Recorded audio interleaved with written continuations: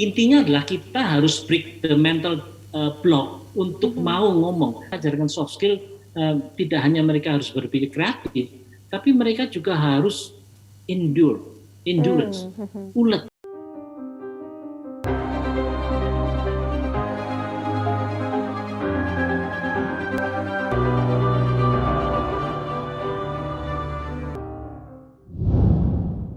Oke, tadi sudah dengar ya betapa serunya kuliah dengan Pak Budi gitu loh ya.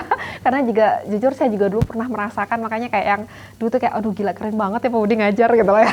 Sampai seperti itu gitu. Dan mungkin ini ada beberapa pertanyaan nih Pak ya yang penasaran nih Pak, pengen ditanya gitu loh ya. Nah, kadang-kadang kayak tadi Pak ya, kadang-kadang Bapak menyertakan bahasa Inggris bukan karena mau sombong-sombongan, tetapi kita mempersiapkan masa depan dan kemudian juga ada diskusi, ada kerjasama dan segala macam. Nah, tadi Bapak juga sempat menyebutkan bahwa sebenarnya ada mental block itu yang ingin Bapak dobrak dari mahasiswa yang mengikuti perkuliahan ya Pak ya, dan kemudian juga bukan hanya bahasa Inggris ya Pak, saya juga mengakui bahwa kadang-kadang mahasiswa itu ada yang punya masalah dalam public speaking, dalam berdiskusi, dalam bekerja sama gitu Pak. Nah, kalau tadi saya lihat tuh Pak ya, kita lihat nih sama-sama bahwa wah mahasiswanya sangat excited dan semuanya bisa berbaur di sana.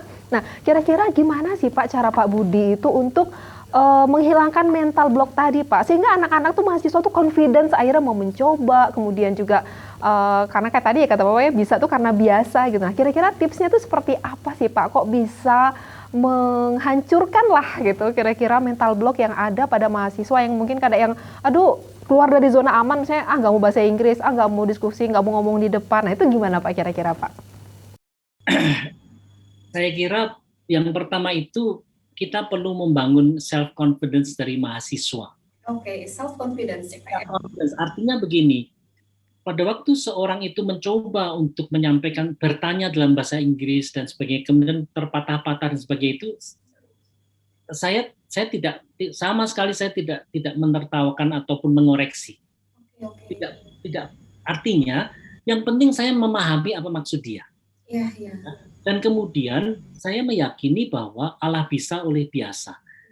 Apabila seseorang itu kemudian melakukan itu lebih sering dan lebih sering, pasti akan menjadi lebih lancar. Ini permasalahannya karena seperti roda gigi yang sebuah mesin atau peralatan yang jarang dipakai jadi karatan, sehingga seret gitu ya.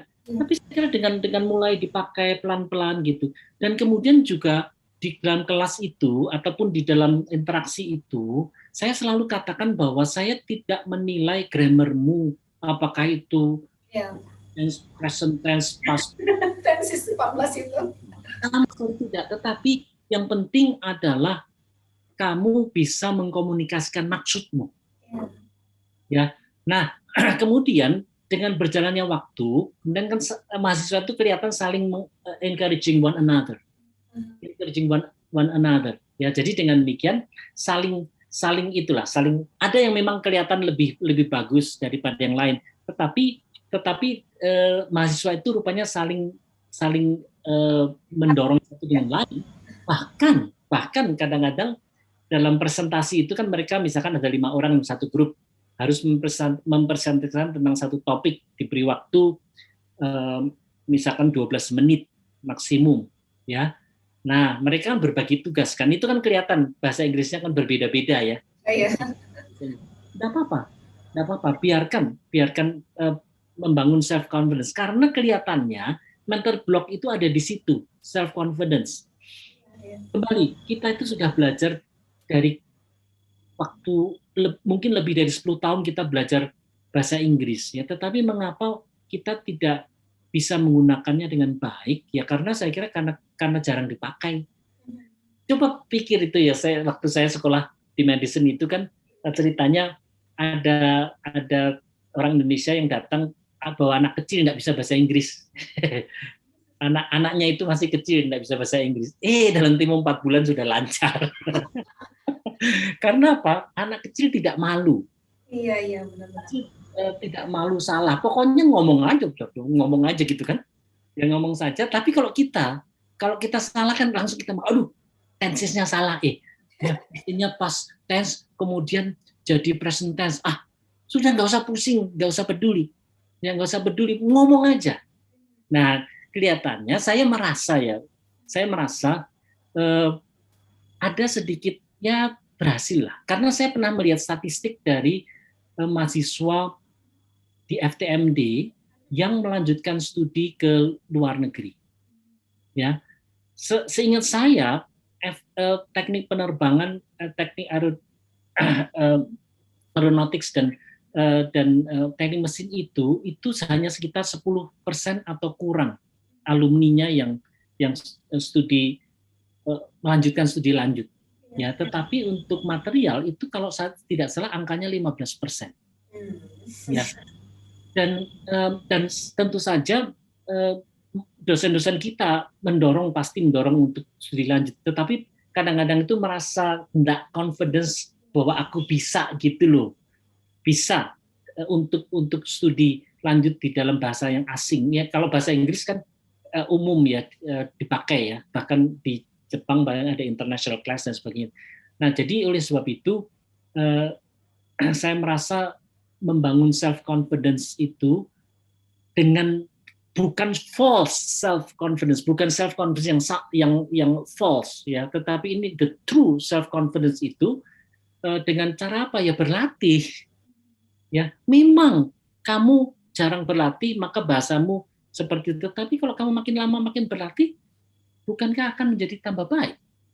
Ya, nah itu saya kira kalau menurut saya satu yang penting ya. Dan kemudian saya melihat ya dosen-dosen kita di material itu secara kayak Ibu Mar, Pak Arief, pokoknya dosen-dosen kita itu punya keunikan dan kemudian kemampuan untuk berrelasi dengan mahasiswa kita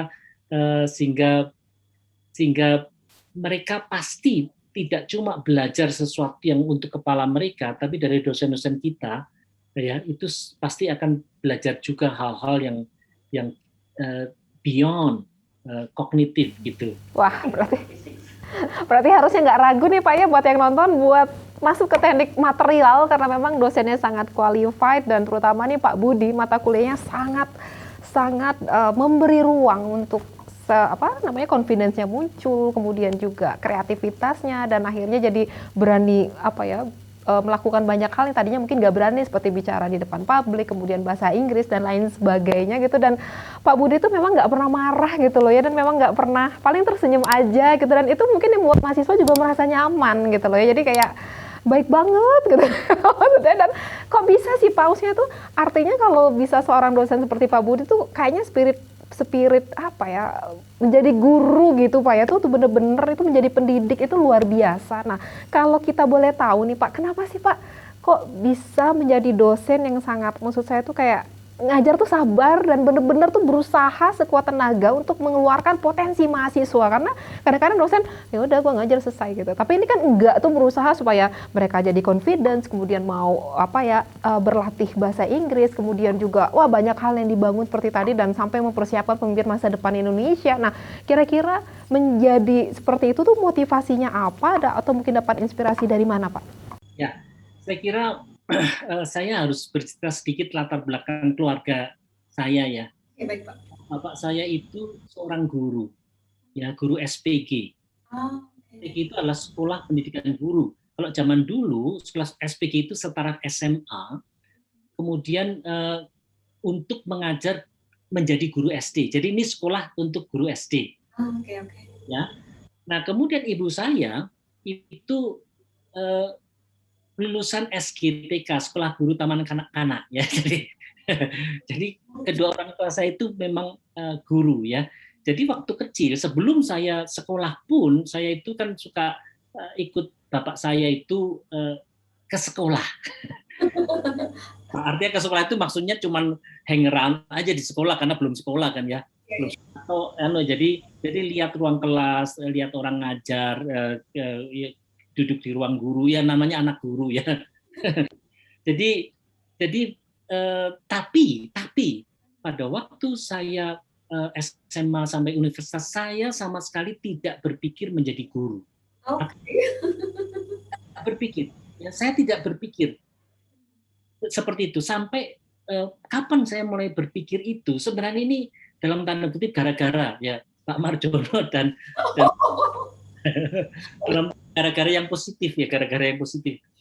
Saya tuh pada waktu sidang S1 Iya. ya, di akhir sidang itu tentu kita semua tahu ada waktu untuk para penguji itu dan pembimbing itu memberikan nasihat. Benar Pak, benar. Sampai Sekarang masih ada. giliran almarhum Pak Marjono itu ya, kemudian beliau mengatakan begini, pada waktu itu Profesor Tata juga ada, pendiri prodi material. Beliau mengatakan begini, Budi, kamu sudah dinyatakan lulus dan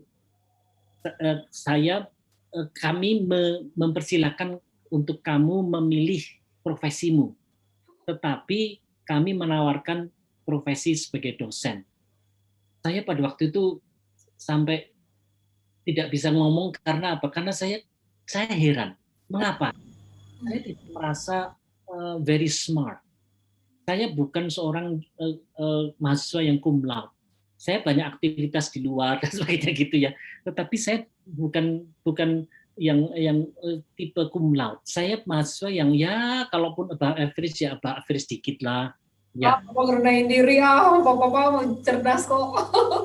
Nah terus kemudian tapi ditawarin, akhirnya saya sampai nggak bisa jawab saya. Akhirnya saya cuma mengatakan untuk minta waktu untuk mempertimbangkan, ya. Karena saya tidak berpikir. Nah setelah itu saya menceritakan ke orang tua dan sebagainya itu. Tapi saya tetap penasaran mengapa Pak Marjono dan Pak Tata itu meminta saya jadi dosen. Saya masih penasaran karena saya merasa tidak cum laude, tidak apa gitu loh, ya. Terus akhirnya saya pada suatu waktu bertanya secara pribadi kepada Profesor Tata Surdia, Pak, mengapa Bapak menyetujui saya untuk jadi dosen? Karena jawabannya itu mengagetkan saya. Dia jawab gini, jadi untuk menjadi dosen itu tidak cukup hanya berbekalkan pengetahuan, tetapi perlu juga kemampuan untuk mengajar. Dan Pak Tata melihat bahwa saya mempunyai natural talent untuk mengajar. Padahal saya tidak merasa punya, Bu. Saya tidak pernah berpikir, saya sampai kaget, saya punya natural talent dalam mengajar. Kapan saya mengajar? Saya sangat menghargai Profesor Tata. Mungkin Profesor Tata itu punya intuisi, barangkali nggak tahu saya ya. Some kind of intuition barangkali ya. Dan juga Pak Marjono, dan kemudian akhirnya saya tahun 86 itu kemudian mulai menjadi ya istilahnya datang ke ITB gitu, ngurusin praktikum, ngurusin ya jadi dosen belum ngajar ya karena kan baru S1 kan ya. S2 saya kemudian juga di ITB gitu ya. Nah, jadi setelah itu baru setelah mulai ngajar saya baru menyadari bahwa kalau saya suka mengajar. Ya. Luar biasa. Oke.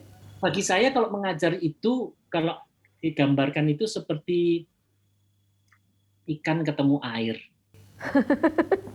Menyenangkan. Saya masuk kelas itu bukan sesuatu hal yang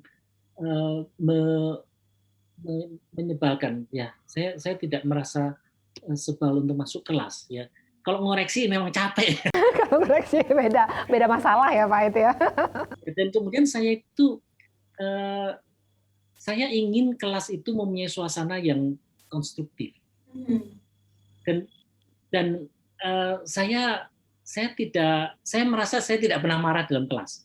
Kenapa? Karena saya merasa tidak ada gunanya. Ya, mahasiswa itu sudah dewasa muda ya. Jadi mereka itu bisa menentukan. Saya men-treat mereka sebagai orang yang dewasa dan mereka harus membuktikan bahwa dirinya itulah dewasa. Ya. Dan bagi saya ngapain saya mau marah-marah habis emosi? Lebih baik saya tersenyum ya daripada saya marah-marah ya, karena tersenyum kan meringankan hati kan. Dan tersenyum itu contagious. Nular ya. Oke, pantesan Pak Budi itu nggak pernah terlihat marah, selalu tertawa, tersenyum, terus kadang-kadang jadi nggak enak sendiri nih kita Pak, kadang-kadang ngerasa, aduh kok gini ya Pak Budi udah baik banget gitu loh ya, malah jadi nggak enak sendiri. Nah tapi nih Pak ya yang bikin penasaran nih Pak ya, kan awalnya nggak kepikir sebenarnya Pak ya pengen jadi dosen. Nah kemudian setelah ditawarkan, apa hal yang membuat akhirnya Pak Budi tuh menerima, oke saya terima deh jadi dosen gitu Pak. Apa hal yang membuat tadi kan nggak kepikir kok, jadinya menerima itu kira-kira ada nggak alasan atau ada nggak sesuatu yang akhirnya membuat Bapak yakin bahwa oke, saya memilih menjadi dosen gitu Pak? Ya, saya kira saya saya meyakini yang dinamakan jalan Tuhan. Oke. Jalan Tuhan kenapa? Karena bagi saya itu sebuah keajaiban bahwa saya itu bisa ditawarin jadi dosen. Ini sesuatu yang ajaib, sesuatu yang miracle. Karena bagi saya itu, saya merasa bukan dalam kualitas yang on the top gitu ya. Nah, untuk mengetahui bahwa itu jalan Tuhan atau tidak, ya harus digumulkan, harus didoakan, tetapi juga ditanyakan. Artinya saya berkonsultasi dengan orang tua dan orang-orang yang saya anggap dituakan. Artinya yang istilahnya itu spiritual mentor gitu ya. Mentor saya. Bagaimana pandangan mereka, dan kemudian termasuk juga pada waktu itu calon istri. Oke. Ini masalah calon istri harus menanggung juga kalau calon suaminya jadi dosen ini kan. Jadi saya bertanya untuk meminta pandangan, dan semuanya mendukung. Ya ini kesempatan yang baik, bahkan kalau Bapak saya itu menyampaikan bahwa ya ini kesempatan untuk juga bisa studi lanjut. Ya, yang sama sekali pada waktu itu saya tidak berpikir bahwa saya akan studi lanjut ya, karena ya habis lulus ya kerja aja gitu loh. Ya. Nah, jadi bagi saya itu jalan Tuhan itu sesuatu yang ya dimana kalau Tuhan itu membuka jalan, tidak ada seorang pun yang bisa menutup. Iya, iya. Tapi kalau Tuhan menutup jalan, tidak ada seorang pun yang bisa membuka. Benar. Ya, sebuah kesempatan. Ya, saya pikir ya inilah jalan itu, dan kemudian jalan itu saya masih jalani. Luar biasa. Ya, dan I'm happy about it. Saya happy. Iya terlihat semua di kelas-kelas Bapak tuh selalu apa ya, selalu memberikan yang terbaik gitu ya, dan yang selalu happy gitu karena memang dari hati ya ngajar dan suka dengan pekerjaannya, dan karena tadi sudah meyakini bahwa itu adalah jalan Tuhan yang dipilihkan gitu Pak ya. Nah kemudian Pak, akhirnya bisa mengajar dengan ide yang sangat brilian menurut saya Pak ya, nggak banyak dosen yang mempunyai kemampuan gimana ya, seperti tadi Pak, mengeluarkan kemampuan mahasiswa, mendidik mereka, apalagi terutama soft skill nih Pak ya, soft skill itu kan sekarang sangat penting sekali Pak ya, emotional intelligence itu benar-benar itu sangat penting dalam karir mereka di masa depan dan dalam mereka bergaul di masyarakat. Nah, itu kan sebenarnya nggak gampang untuk menciptakan suatu kelas yang memang di sana akhirnya mengembangkan kemampuan soft skill mereka. Nah, kalau seperti itu dapat ide-ide cemerlang dan brilian itu kira-kira dari mana ya Pak ya? Apakah ilham dari surga gitu Pak? Ya, sebenarnya begini, saya mungkin pertama-tama pada waktu masa saya sebagai mahasiswa ya, sebagai mahasiswa itu saya tidak cuma di kelas ya, saya banyak terlibat di organisasi. Oke, aktivis ya Pak ya? Ya, maksudnya terlibat, saya pernah jadi ketua pemuda di gereja, kemudian juga ngurusin kepanitiaan ini, apa gitu. Jadi hal itu sebenarnya kan menolong untuk kreasi-kreasi juga ya, karena waktu sebagai pemuda mengorganisir kegiatan apa dan sebagainya gitu ya. Kemudian juga pada waktu di studi lanjut di Amerika itu saya juga terlibat banyak di dalam kegiatan-kegiatan. Jadi artinya itu juga mengasah ide-ide ya, karena pada waktu terlibat dalam kegiatan-kegiatan itu kan saya sebenarnya sedang belajar. Nah, kemudian pada waktu saya pulang dari Amerika tahun 97 itu saya terlibat di beberapa yayasan ya. Nah, beberapa yayasan di situ pun karena saya Sebagai contoh, saya di Bandung itu terlibat di Yayasan Deacon Kristen Yahya, itu sekolah yang ada di Jalan Riau itu, depannya Taruna Bakti itu. Ya. Nah, di situ saya terlibat 20 tahun, antara lain sebagai ketua pengurus dan ketua pembina. Di situ saya juga belajar banyak kasus, banyak hal. Ya. Banyak kasus itu banyak hal.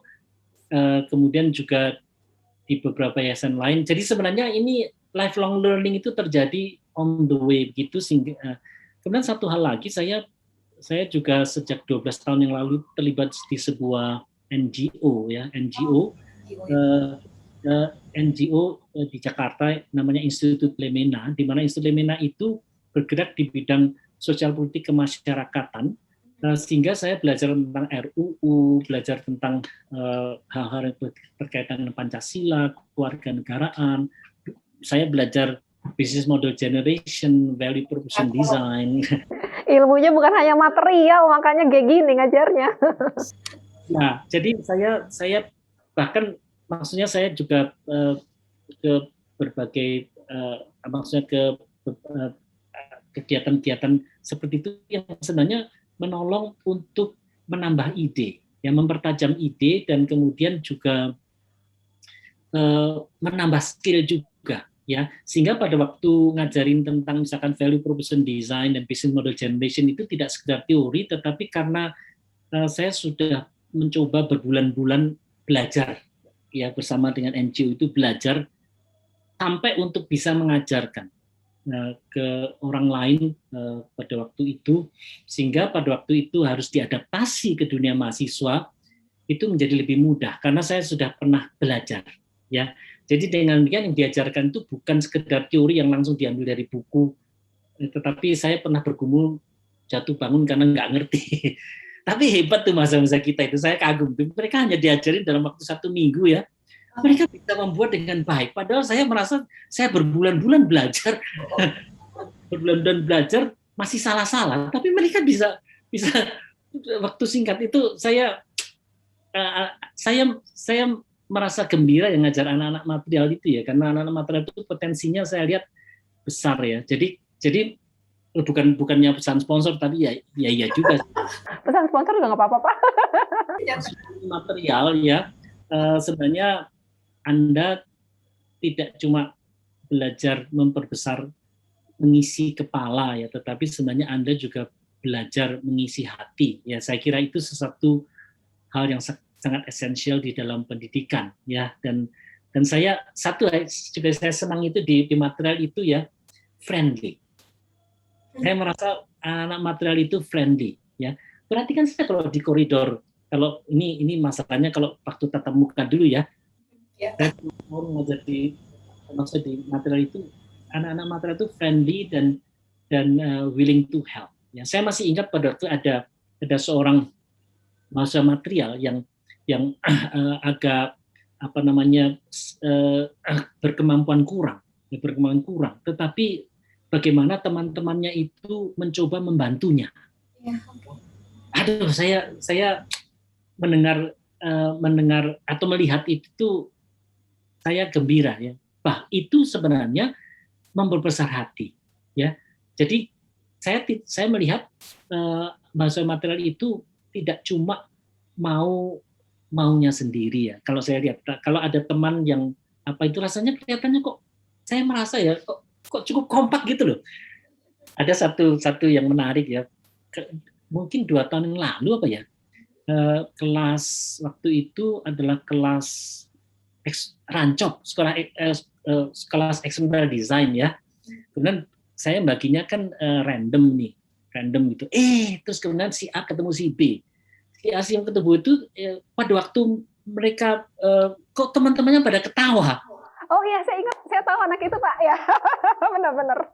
Balagenda itu ceritanya bener, si A ketemu B musuh bebuyutan. Si A ketemu si B ini sebenarnya teman-temannya pada ketawa.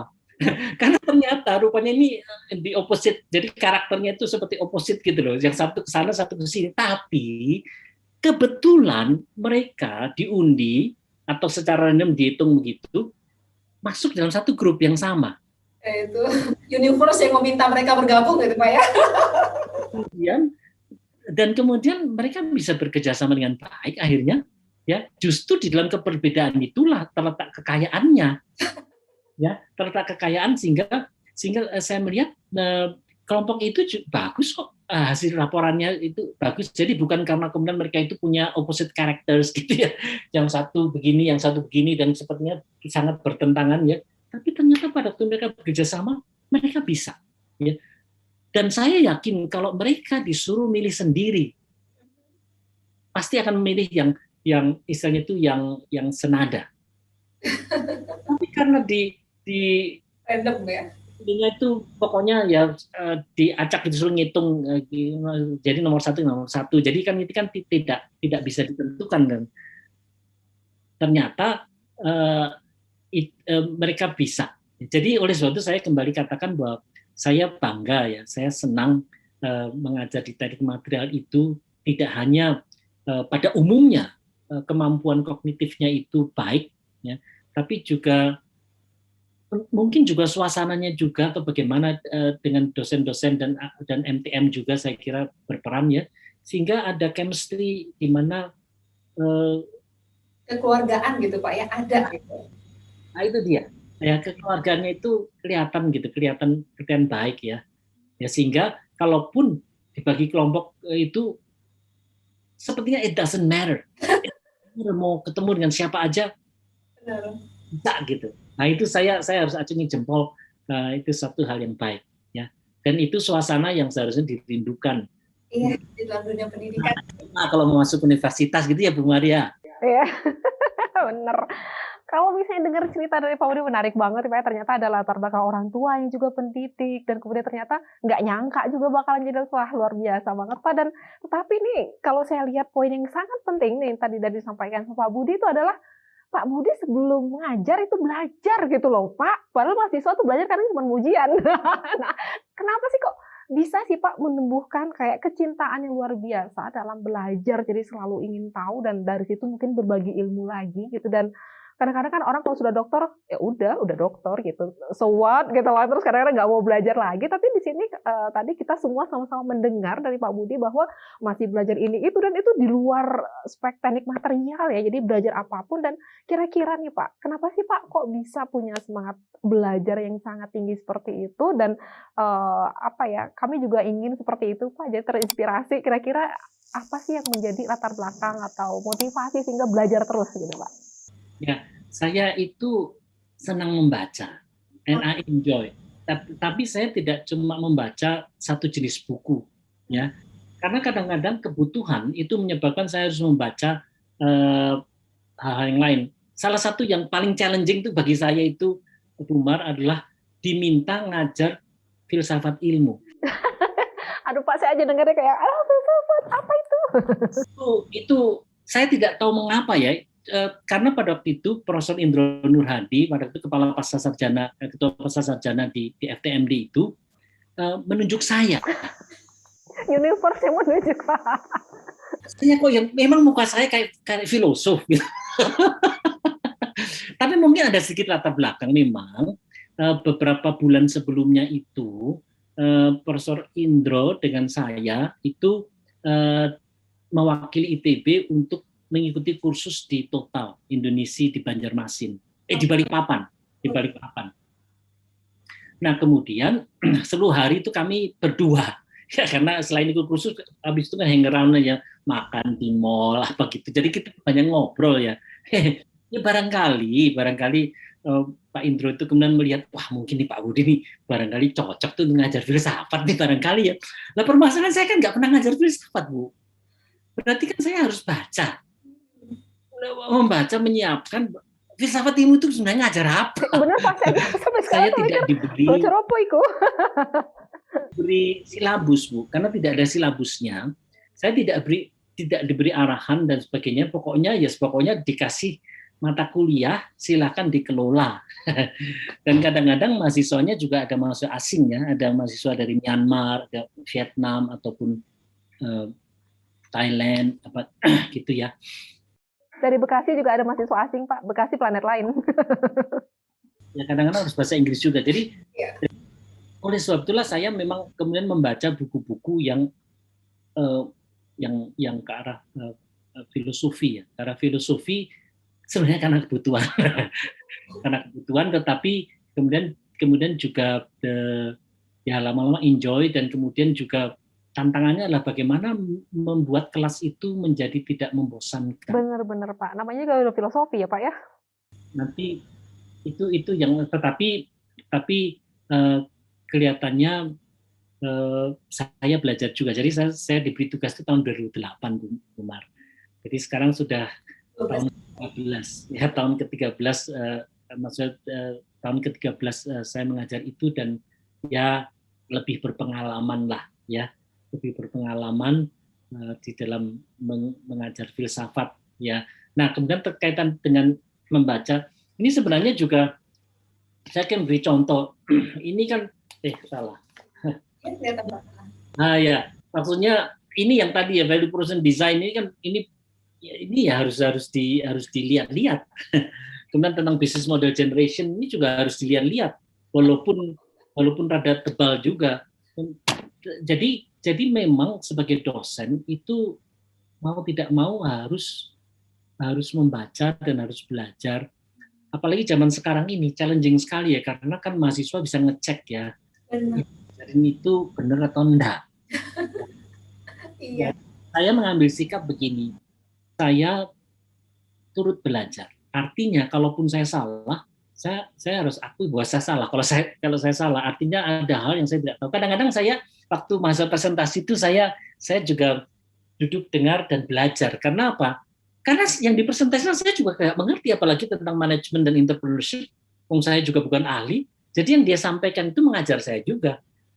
Dan saya sampaikan ke mahasiswa bahwa saya bukan ahli dalam manajemen entrepreneurship. Saya adalah kami, maksudnya dengan Ibu Yurina, memfasilitasi supaya Anda dapat belajar. Ya, nah, tapi betul saya kira membaca itu satu hal yang sangat penting, ya sangat penting. Tapi sebenarnya membaca itu kan bisa spektrumnya, bisa membaca yang sifatnya saintifik, sifatnya hiburan. Saya yang sifatnya hiburan kayak Harry Potter, kemudian juga Twilight, kemudian juga yang itu saya baca juga. Genial juga nih Bapak nih bacaan sampai ke sana. Silat ya. Kuping Ho saya juga baca juga. Oke Pak Budi, wah ini ngobrol sama Pak Budi ini luar biasa banget, kita juga jadi excited juga, kita ikut bersemangat juga, dan juga apa ya, lihat senyum Pak Budi yang begini tuh kayak nggak ada masalah dalam hidup, enjoy ya Pak ya dalam semua keadaan gitu loh Pak ya. Dan ini mungkin sebelum kita tutup nih Pak ya, bincang-bincang kita nih dengan Pak Budi, walaupun kalau mau ngobrol pengen panjang gitu Pak ya, banyak sekali. Nah, kira-kira nih Pak ya, kalau misalnya kalau saya pribadi tuh ya ke Pak Budi tuh memang dari dulu tuh udah terbukti bahwa saya ngefans sama Pak Budi karena cara ngajar itu sangat clear, dan Bapak itu selalu mampu menjelaskan sesuatu yang rumit itu menjadi simpel Pak. Jadi kayak oh itu maksudnya gitu. Nah, mempunyai skill seperti itu apakah memang juga dari keturunan gitu ya, atau memang diasah atau gimana ya Pak ya? Karena saya ngerasa ketika Pak Budi itu menjelaskan kok segala sesuatu jadi gampang dimengerti. Makanya kadang-kadang orang bilang musuh material, enak kok musuh material tuh ilmunya tuh gampang dimengerti. Padahal menurut saya dosen yang menjelaskan itu sehingga tuh gampang dimengerti. Walaupun itu sesuatu yang kompleks. Nah, kira-kira dapat skill seperti itu gimana ya Pak? Kalau saya kira saya sendiri tidak tahu persis apakah saya bisa menjelaskan ya. Hanya saya kira saya berpikir begini Bu. Yang pertama itu suasana kelas. Ya, suasana kelas bagi saya itu kelas yang menyenangkan itu mestinya lebih memudahkan orang untuk belajar. Oh, oke, berarti bagi saya itu mungkin bukan tipe authoritarian. Ya, saya tidak bisa apa ya? Saya mungkin lebih bersifat persuasion dibandingkan authoritarian. Ya, jadi it's me gitu. Saya itu yang pertama. Kemudian yang kedua sebenarnya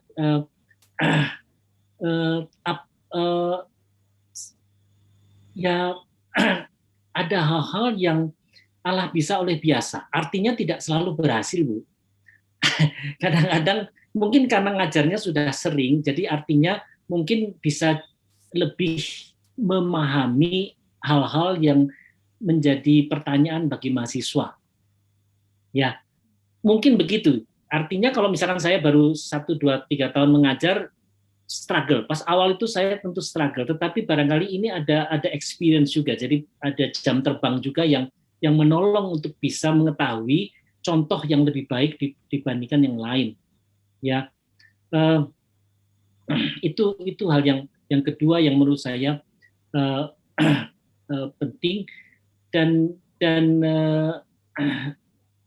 saya kira ya mungkin kadang-kadang begini, ada inspirasi yang datang mendadak saja, Bu. Oke, contohnya seperti apa tuh Pak? Ya maksudnya kalau kita lagi ngomong ya, mungkin Ibu Marjo, kadang-kadang kita sedang ngomong terus tiba-tiba ada inspirasi, mungkin ini barangkali bisa memberikan contoh dengan contoh seperti ini, ya. Dan satu lagi saya pikir ya, kadang-kadang saya tidak enggan untuk mendekat kepada mahasiswa. Maksud saya kalau misalkan ada orang bertanya itu, kadang-kadang saya dengan sengaja saya secara fisik saya mendekat. Ya, misalkan saya berada di depan ya, di depan itu kan, terus kemudian yang nanya itu di ujung sana gitu. Saya akan bergerak mendekati, bahkan kadang-kadang melewati kursi ya untuk itu. Ya, jadi mungkin hipotesa saya adalah kalau mahasiswa itu merasa dihargai, barangkali mereka bisa lebih cepat mengerti, barangkali. Ya, jadi maksudnya appreciate them dan bukan merendahkan. Ya, saya merasa enggan untuk merendahkan mahasiswa. Ya, saya menghargai mahasiswa. Jadi kadang-kadang kalau asistensi kan, kalau di Rancop itu ada asistensi project ya, class project gitu. Jadi saya tidak enggan untuk mendatangi satu persatu kelompok-kelompok yang kan kadang-kadang dikasih kesempatan untuk diskusi kelompok ya. Saya merasa saya tidak enggan untuk mendatangi dan duduk, atau kalau perlu jongkok. Membaur gitu pokoknya.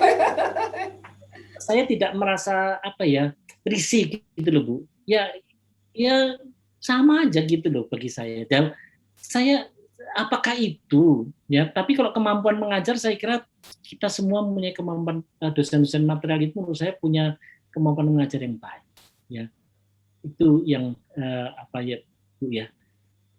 Oke, luar biasa sekali Pak. Jadi kalau saya bisa menyimpulkan nih, Pak Budi itu prinsipnya bukan hanya mengisi kepalanya aja mahasiswa itu yang harus cerdas, tapi hatinya juga harus baik gitu, dan kemudian juga tangannya juga harus terampil gitu. Artinya bukan hanya hard skill tapi soft skill juga, dan itu benar-benar direalisasikan di dalam ruangan kelas sehingga mahasiswa juga semakin berkembang dan keluar potensi, sehingga kita sendiri jadi takjub, loh kok bisa sih keluar ide seperti itu, kreatif seperti itu ya.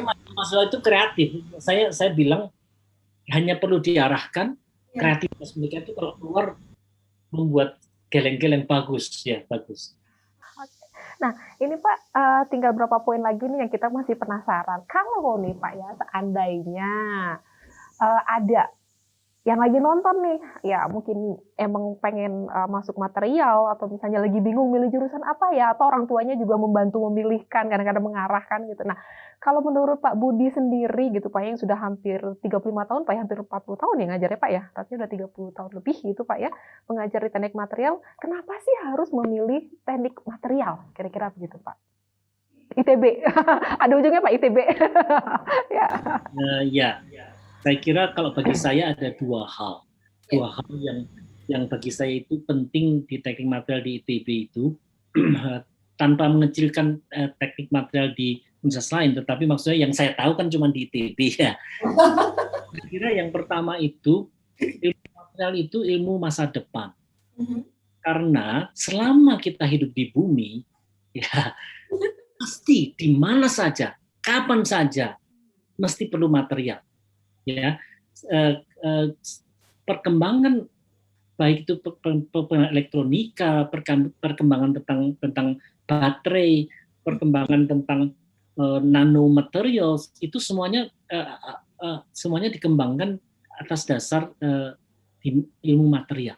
Ya, jadi sebenarnya perkembangan bidang-bidang lain itu seringkali sangat bergantung juga kepada perkembangan dari dunia material. Jadi ini seperti cutting edge ya. Cutting edge itu adalah bagian ujung tombak ya, ujung tombak dari perkembangan civilization atau kebudayaan civilization ya.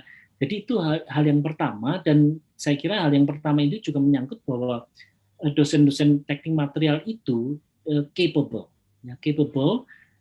Khususnya yang sangat mengembirakan itu adalah banyaknya dosen-dosen muda yang capable. Itu bagi saya itu mengembirakan sekali.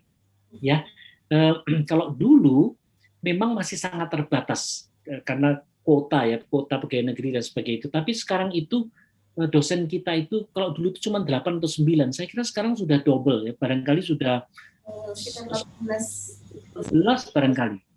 18 hanya di prodi teknik material dan belum dari dosen dari prodi lain yang membantu ya. Jadi dari sisi SDM itu saya merasa kita cukup mumpuni untuk sebuah prodi yang berkualitas. Kemudian alasan yang kedua adalah bahwa suasana ya, saya pikir itu yang saya tadi ceritakan tentang kekeluargaan itu bagi saya itu sangat menarik ya. Dan kemudian juga kekeluargaan itu bukan cuma di antara mahasiswa, tetapi juga dosen dengan mahasiswa itu saya merasa kok kalau dikatakan barrier atau penghalang itu rasanya ya tipis lah. Artinya itu dosen itu tidak sungkan-sungkan main pingpong dengan mahasiswanya dan kalah gitu loh. Pakai main pingpong gitu. Logam sana di pingpong itu main tapi kalah dan kemudian ketawa aja. Ya, artinya tidak harus menang gitu lah main pingpong dengan mahasiswa gitu. Ya, terus kemudian juga istilahnya itu kalau seandainya mahasiswa itu datang menemui dosen itu kan rasa-rasa bukan sesuatu yang itu menegangkan gitu loh ya. Ya kayaknya kok yang enggak loh ya. Kayaknya enggak ya, ketemu Pak Haji, ketemu Pak Arief, maksudnya santai-santai, ketemu Pak Adityanto, semuanya friendly ya. Dosen, saya merasa dosen kita itu friendly. Maksud saya itu saya merasa tidak ada yang sok gitu. Sejaim gitu ya. Sok jaim gitu, enggak. Saya merasa begitu ya. Nah, oleh sebab itu suasana ini saya kira sesuatu yang unik, yang menarik, ditambah juga bahwa setahu saya dan memang secara kurikulum juga di prodi teknik material seperti Anda tadi sudah lihat ya, kita punya 7 learning outcomes, 4 itu lebih ke arah soft skill, 3 itu lebih sifat hard skill, dan kita sedang berjuang mengusahakannya. Ya, belum sempurna, tetapi kita mencoba terus berjuang untuk itu. Nah, oleh sebab itulah kualitas alumninya tentu saja menurut saya merasa itu jaminan mutu. Karena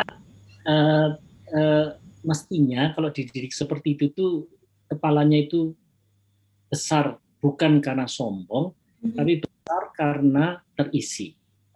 Dan kemudian hatinya juga besar karena dibekali.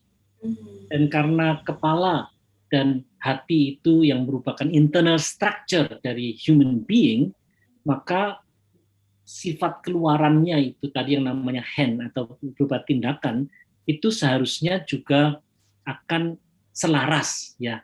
Nah, kalau 3H ini selaras, itu yang namanya integritas. Oke, keren banget Pak ya. Jadi di teknik, kenapa sih harus masuk teknik material ITB? 1, material itu adalah ilmu masa depan dan ujung tombak dari peradaban. Yang kedua, karena suasana di teknik material ITB itu sangat mendukung, mensupport sekali mahasiswa itu belajar dan mengembangkan seluruh kemampuannya dengan dosen-dosen yang capable, dan kemudian juga dengan dosen yang nggak jaim abis gitu loh ya, kita santai aja gitu loh ya Pak ya. Jadi dengan aroma kekeluargaan yang sangat kental, kira-kira begitu Pak ya.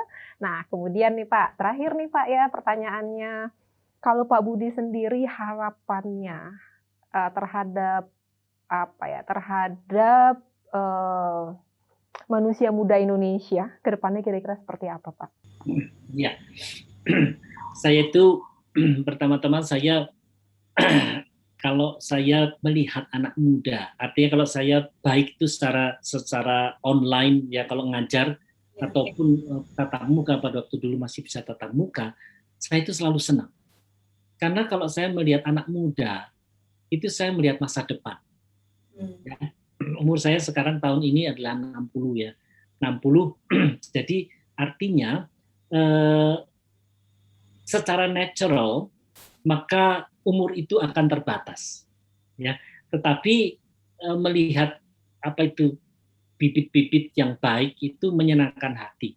Ya. Nah jadi karena itu data masa depan, jadi saya itu bermimpi melihat ke depan itu bahwa pendidikan itu bisa menolong, ya paling tidak yang kita gumuli di teknik material itu bisa menolong supaya someday, nah saya senang kata ini, someday, ya someday kita bisa membaca, melihat, mendengar alumni-alumni kita itu anak-anak muda itu berkiprah, ya berkiprah dan kemudian membanjiri dunia maya dengan hal-hal yang positif, ya dengan hal-hal yang konstruktif, dengan hal-hal yang tidak hoax. Ya, bagi saya itu sebuah keberhasilan, ya karena kalau bagi saya sebagai seorang dosen keberhasilannya kan bukan dalam diri sendiri sebenarnya, tapi keberhasilannya itu sejauh mana sebenarnya kita jejak langkah kita itu diikuti sehingga membawa anak-anak muda itu ke arah yang baik dan menjadi some kind of inspiration for the future. Ya, saya kira itu hal yang sehingga nanti anak-anak muda itu bisa bergerak maju karena inspirasi yang baik. Ya, saya harapkan anak-anak muda itu bisa bertumbuh di dalam inspirasi yang baik itu. Nah itu Bu Maria.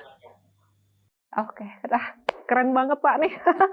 Wah beneran nih hari ini tuh saya pribadi banyak belajar dari Pak Budi gitu loh ya, betapa semangat mengajar dari hati sehingga menggerakkan juga buat belajar, dan saya yakin kalau kita mengajar dari hati itu sampainya ke hati juga ya Pak ya, dan saya yakin banyak sekali hati-hati yang tergerak dengan pembicaraan kita hari ini, dan semoga itu akan menginspirasi dan membuat generasi muda Indonesia menjadi lebih baik, dan mungkin tadi terutama juga ditekankan kepada alumni teknik material ya Pak ya, semoga berkarya dan menghiasi Indonesia dengan karya-karya cemerlang, bukan sesuatu yang hoax gitu Pak ya, tapi benar-benar melangkah setiap hari itu adalah untuk membangun Indonesia, kira-kira seperti itu ya Pak ya. Ya. Oke Pak Budi, aduh Pak terima kasih banyak nih Pak ya sudah hadir berbagi ilmu, kami sangat bergembira sekali nih Pak ya bisa mendengar langsung dari Pak Budi. Dan untuk yang mendengarkan jangan lupa ya, kalau suka sama konten ini jangan lupa like, comment, and subscribe, dan kalau misalnya ada pertanyaan mungkin untuk Pak Budi atau titip salam silahkan tulis di kolom komentar, nanti Pak Budi bisa ngebalas nggak ya? Nah, kira-kira seperti itu, dan jangan lupa ikutin terus channel ini, dan dari sini kami berharap nanti pengetahuan tentang ilmu material dan segala sesuatu yang berhubungan dengan teknik material ITB bisa kita sharing di sini, langsung dari sumbernya, langsung dari ahlinya. Mungkin segitu ya Pak ya pembicaraan kita hari ini. Sekali lagi terima kasih Pak, dan semoga channel ini juga memberikan inspirasi ya Pak ya, sehingga ilmu material tidak menjadi apa Pak? Alien. Oke. Ilmu material menjadi alien kan gitu kira-kira kan ya. Iya, karena awalnya kalau nggak ada sosialisasi begini kayaknya mesti jadi alien gitu loh Pak ya. Jadi semoga dengan adanya channel ini ilmu material itu tidak menjadi alien gitu ya Pak ya. Oke Pak Budi, kalau gitu kita pamit dulu ya Pak. Terima kasih banyak karena ini kita take-nya siang menjelang sore. Jadi selamat sore Pak Budi. Kemudian juga selamat beristirahat, dan kemudian juga sehat selalu Pak. Selamat sore Pak.